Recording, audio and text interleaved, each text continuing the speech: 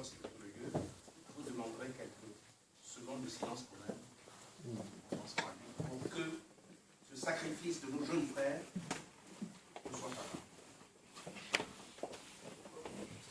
Se lever. Pour Régis Batola.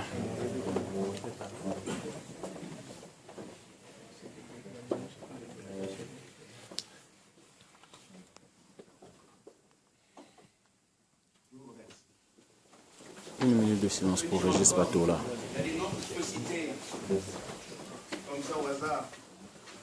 Mayoula Klesk, Issamo Bienvenu, Bangissa Mwanza, Bambi Paul, Gachi Ismaël, Thomas, qui à l'heure actuelle sont encore emprisonnés en mémoire justement pour avoir vendu des CD.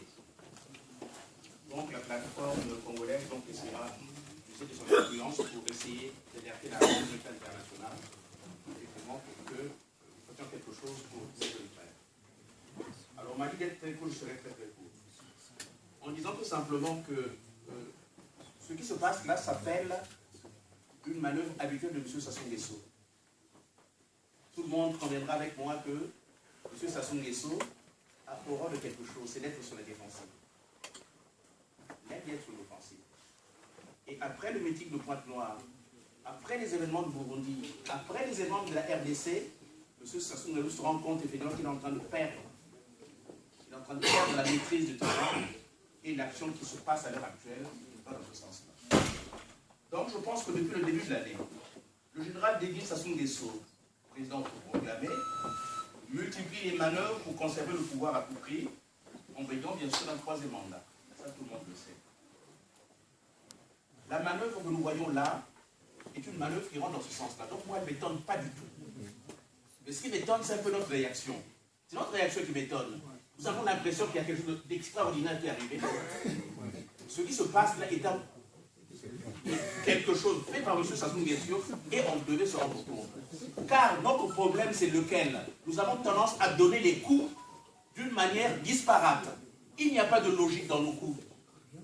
Quand on parle de l'union, de cette union de la diaspora, il y a des gens qui estiment que on peut faire l'union pour l'union. Mais maintenant que ça soit demandé aux gens d'aller là-bas à ce dialogue, vous voyez très bien, ça commence à se lézarder. On m'a dit qu'il y a plein de gens qui vont aller. Alors de quelle union avons-nous besoin? De l'union quantitative ou de l'union qualitative?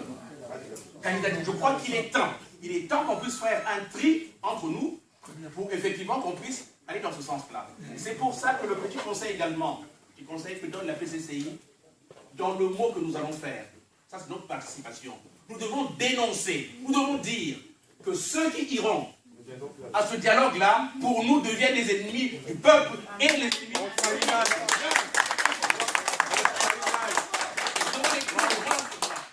que ça commence à être un peu... On est dans un groupe qui fait que tout le monde est apparemment s'appelle opposition, et là-dedans, c'est ce manque de clarté qui fait que nous sommes en train de...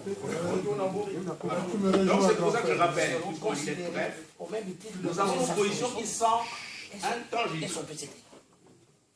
Le non radical à la modification de la Constitution, bon, ça tout le monde le sait, mais attention, le débat sur la Constitution, c'est un piège à, excusez-moi le terme, c'est un piège à con entre nous. Vous pensez vraiment que le problème du Congo est un problème de Constitution? Depuis quand M. Sassou a-t-il respecté cette Constitution? Depuis 1979. On peut compter le nombre de constitutions qu'il a eu à mettre. Ce qui s'est passé, c'est que Sassou nous a donné un os et nous sommes en train de nous précipiter dedans. Et rien que sur les problèmes de la vie de tous les jours, nous sommes capables de mobiliser notre peuple. De l'eau qui ne vient pas, de l'électricité qui ne vient pas, de ceux qui se font arrêter à Ouassi avec, je ne sais, 250 000 dans les poches. Donc il y a tout ce qu'il faut, sauf qu'en tant qu'opposition, nous avons du mal à ne pas utiliser ce que l'opportunité nous donne pour pouvoir réagir. Alors, non à la modification de la Constitution, non au système électoral en vigueur. On n'en veut pas, tant qu'on n'aura pas un qui réponde à nos exigences. Exigence d'un fichier national répondant aux normes internationales de transparence. Pas d'organisation d'élections sans une commission électorale nationale indépendante, dûment accréditée par toutes les forces vives au niveau du Congo. Et le point qui est important, c'est refus catégorique de toute participation à un quelconque dialogue sous l'égide de M. Sassou Nguesso. C'est comme ça que je réponds à la question.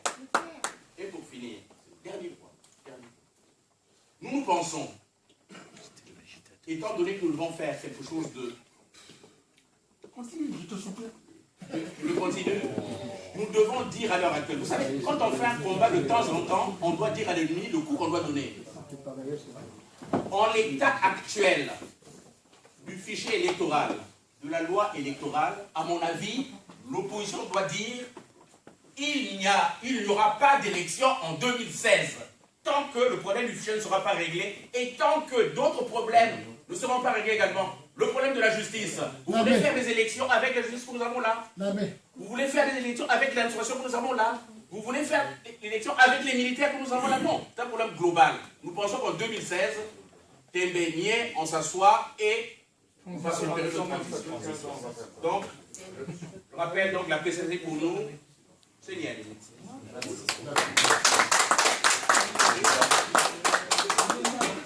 Lecture de la communication de Fédération Congolaise France Europe.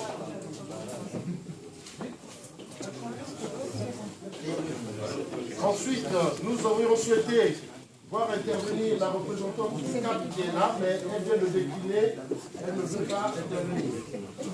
Donc, la Fédération UPADES France, qui sera suivie par l'UPADES Europe Amérique.